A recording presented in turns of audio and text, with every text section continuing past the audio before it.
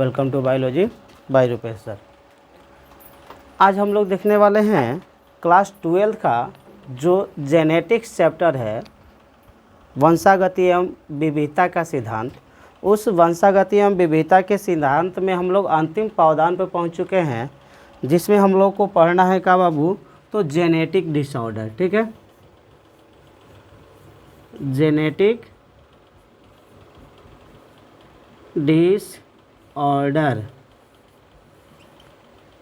आनुवंशिक विकार। ठीक है, आनुवंशिक विकार पढ़ रहे थे हम लोग, और इस आनुवंशिक विकार में हम लोग पहले पढ़ चुके हैं कि जो आनुवंशिक विकार होता है किसे कहते हैं। तो बताया गया था बाबू कि वे अनियमितताएं या रोग जो एक पीढ़ी से दूसरे पीढ़ी में ट्रांसफ़र होता है, अर्थात माता पिता से संतानों में पहुंचता है, उन सभी विकारों को हम लोग क्या कहते हैं, तो आनुवंशिक विकार कहते हैं, जेनेटिक डिसऑर्डर कहते हैं। ठीक है, अब जेनेटिक डिसऑर्डर का हमने क्लासिफिकेशन भी बताया था बाबू कि जेनेटिक डिसऑर्डर जो होता है अर्थात आनुवंशिक विकार जो होता है यह 2 प्रकार का होता है। ठीक है, आनुवंशिक विकार 2 प्रकार का होता है, एक मेंडेलियन डिसऑर्डर होता है और एक क्रोमोसोमल डिसऑर्डर होता है। ठीक है, ये हम बता चुके थे आप लोगों को। पहला बताए थे का बाबू, तो मेंडेलियन डिसऑर्डर। ठीक है, मेंडेलियन डिसऑर्डर। ठीक है, मेंडेलियन विकार। और दूसरा आप लोग को हम क्या बताए थे बाबू, तो दूसरा बताए थे आप लोग को जेनेटिक डिसऑर्डर।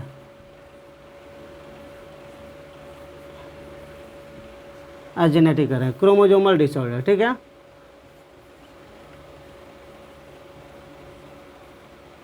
क्रोमोसोमल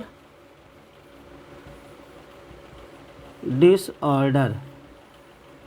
तो हम ये 2 क्लासिफिकेशन समझाए थे आप लोगों को कि जो आनुवंशिक विकार होता है वो 2 प्रकार का होता है, और 2 प्रकार के आनुवंशिक विकारों में हम लोगों ने ये पढ़ा बाबू कि जो मेंडेलियन डिसऑर्डर होता है वो क्या होता है और क्रोमोसोमल डिसऑर्डर क्या होता है। तो इस मेंडेलियन डिसऑर्डर में हम लोग पहला डिसऑर्डर पढ़ चुके हैं, हीमोफीलिया। ठीक है, अब हम लोग को पढ़ना है क्या बाबू, तो अब हम लोग को पढ़ना है कलर ब्लाइंडनेस। ठीक है, आज हम लोग डिस्कस करने वाले हैं एक बहुत महत्वपूर्ण मेंडेलियन डिसऑर्डर के बारे में। ठीक है, जिसका नाम क्या है बाबू, तो उसे हम लोग कहते हैं कलर ब्लाइंडनेस। ठीक है ना, कलर ब्लाइंडनेस।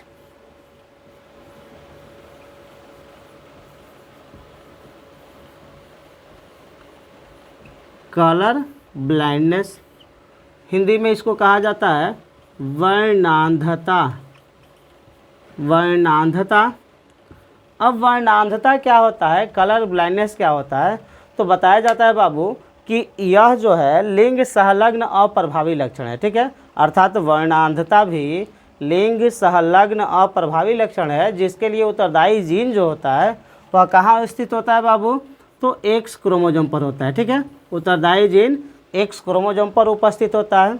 यह क्या कह रहा है कि लिंग संलग्न अप्रभावी लक्षण है, अर्थात एक ऐसा अनियमितता है या एक ऐसा रोग है जिसकी वंशागति X क्रोमोसोम के द्वारा होती है। ठीक है, और X क्रोमोसोम जो है वह लिंग गुणसूत्र है, तो लिंग संलग्न वंशागति है।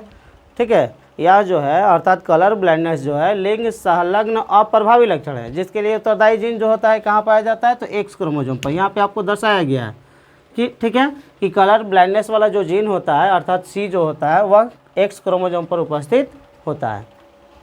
अब बाबू बताया जाता है कि इस रोग से ग्रसित जो व्यक्ति होता है, ठीक है, उनमें क्या होता है, तो लाल एवं हरे रंग में अंतर स्पष्ट करना, लाल एवं हरे रंग में अंतर स्पष्ट करने की क्षमता जो होती है समाप्त हो जाती है। ठीक है, तो लाल एवं हरे रंग में जब अंतर स्पष्ट करने की क्षमता समाप्त हो जाती है, तो उस स्थिति में इस वर्णांधता से ग्रसित जो व्यक्ति होता है वह व्यक्ति लाल और हरे रंग में अंतर स्पष्ट करना भूल जाता है। ठीक है, कि लाल रंग है कि हरा रंग है। ठीक है, तो लाल एवं हरा रंग जो है वह स्पष्ट नहीं हो पाता है, जिसके वजह से इस रोग से ग्रसित जो व्यक्ति होते हैं वे ना ही खूब बढ़िया डिजाइनर बन सकते हैं और ना ही खूब बढ़िया ड्राइवर बन सकते हैं। ठीक है, ऐसे गांव देहात में चला सकते हैं, लेकिन एक अगर पद की बात की जाए, रैंक की बात की जाए, तो एक बढ़िया रैंक के, एक बढ़िया कहेंगे कि ड्राइवर नहीं बन सकते हैं। रीज़न क्या है कि सिग्नल वहाँ पे देखना पड़ता है, ठीक है। तो सिग्नल में क्या 2 ही कलर ज़्यादा यूज किया जाता है, 3 कलर होता है, एक पीला होता है, एक हरा होता है, एक लाल होता है, ठीक है। तो ज़्यादातर अहम भूमिका होती है लाल और हरे रंग की, ठीक है।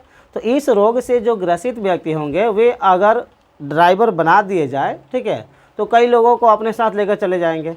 इसलिए इस रोग से ग्रसित व्यक्ति जो होते हैं वे ना ही ड्राइवर बन सकते हैं और ना ही डिजाइनर बन सकते हैं, ठीक है। ये हो गया। अब इसकी वंशागति हम लोग देखेंगे कि कलर ब्लाइंडनेस जो होता है इसकी वंशागति क्या होती है, अर्थात यह कैसे एक पीढ़ी से दूसरे पीढ़ी में चला जाता है, ठीक है।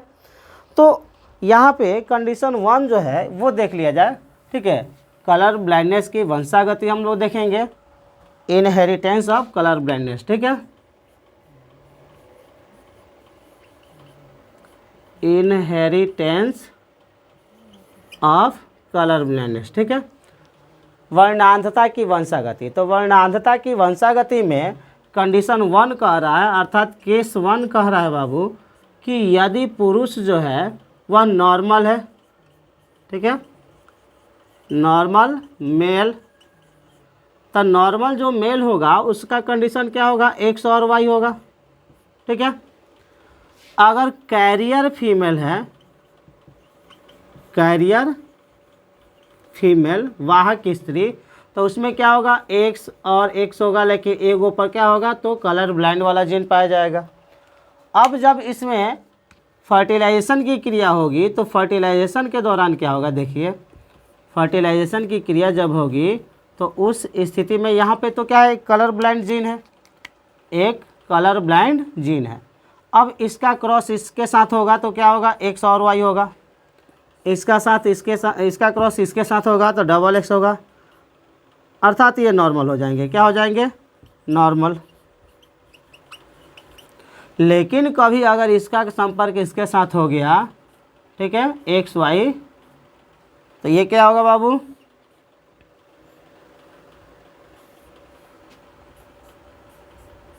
हाई फीमेल जो होगी कैरियर होगी, और ये जो मेल होगा क्या होगा, कलर ब्लाइंड होगा, ठीक है, कलर ब्लाइंड। तो ये होता है बाबू कलर ब्लाइंडनेस की वंशागति, और इस तरीके से एक एक करके हम लोग क्रॉस करा सकते हैं कि कलर ब्लाइंडनेस की वंशागति क्या होती है, ठीक है।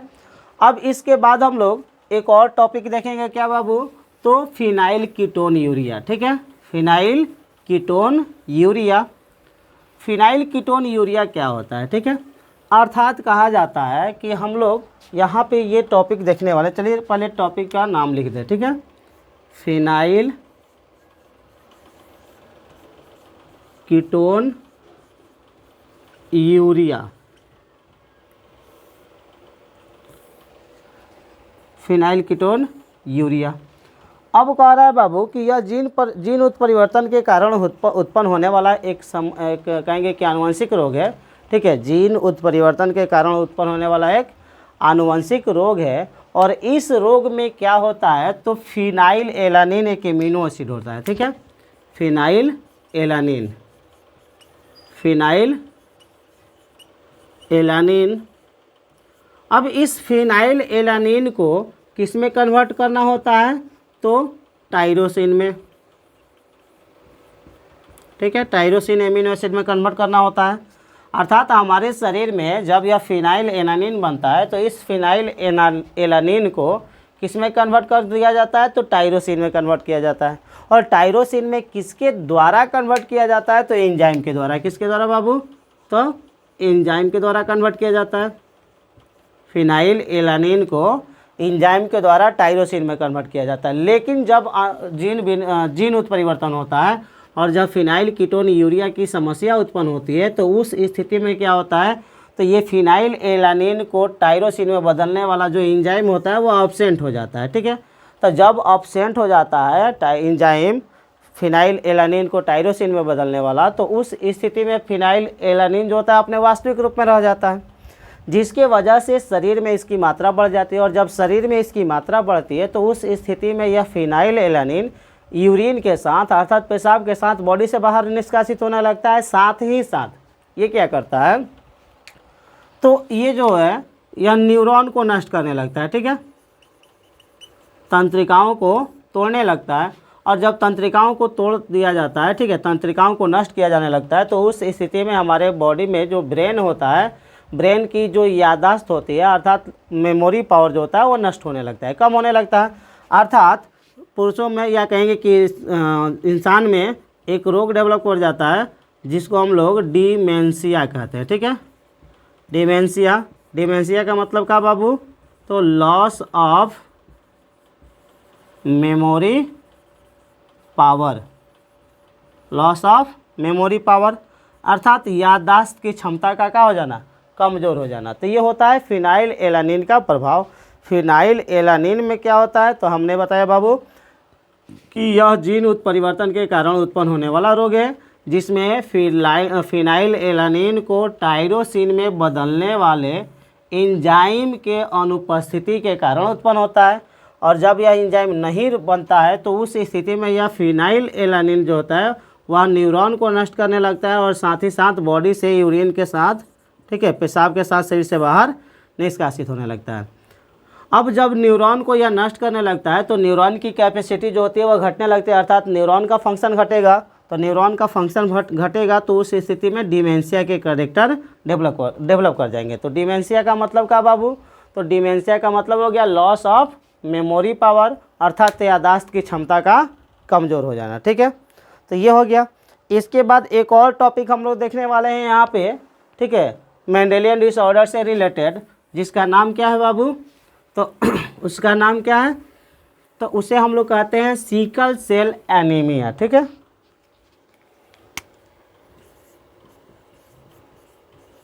सिकल सेल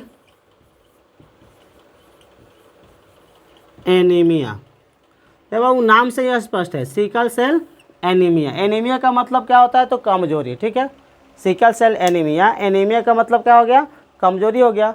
अब कह रहा है कि सिकल सेल एनीमिया क्या है? तो यह बताया जाता है कि अलिंग सहलग्न प्रभावी लक्षण है, ठीक है।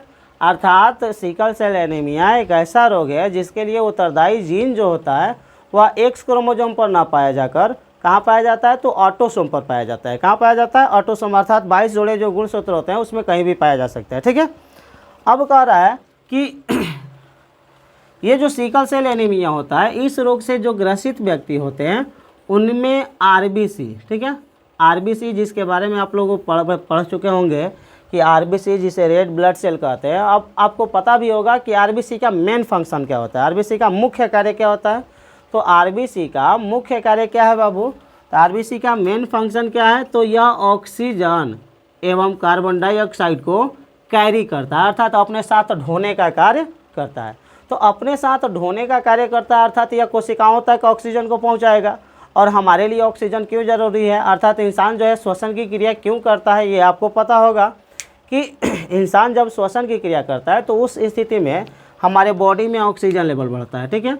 और जब बॉडी में ऑक्सीजन लेवल बढ़ेगा तो आपको पता है कि ऑक्सीजन जो है यह किसी भी चीज़ को जलाने का काम करता है, अर्थात ऑक्सीजन जो है हमारे बॉडी में ऊर्जा के उत्पादन का मुख्य साधन है, ठीक है। अगर हमारे शरीर में ऑक्सीजन का लेवल घटने लगे तो उस स्थिति में हमारे शरीर में ऑक्सीजन एटीपी अर्थात ऊर्जा जो है वह जनरेट नहीं होगा, ठीक है। तो ऑक्सीजन एक इंसान के लिए काफ़ी आवश्यक होता है, ठीक है। क्यों?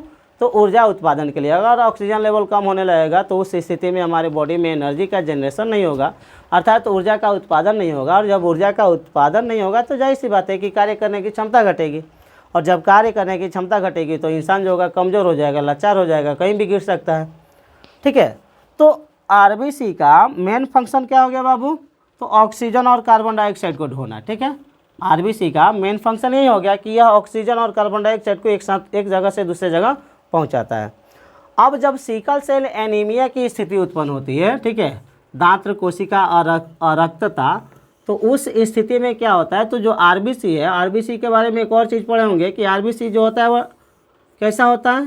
तो डिस्क शेप का होता है, ठीक है, डिस्क शेप का होता है, अर्थात डिस्क के आकृति का होता है। लेकिन जब सिकल सेल एनीमिया होता है, ठीक है, अर्थात जब जीन उत्परिवर्तन होता है, अर्थात जब कोडोन में परिवर्तन हो जाता है, तो उस स्थिति में इसी आरबीसी का जो शेप होता है वह हाशिए के आकार का हो जाता है, ठीक है।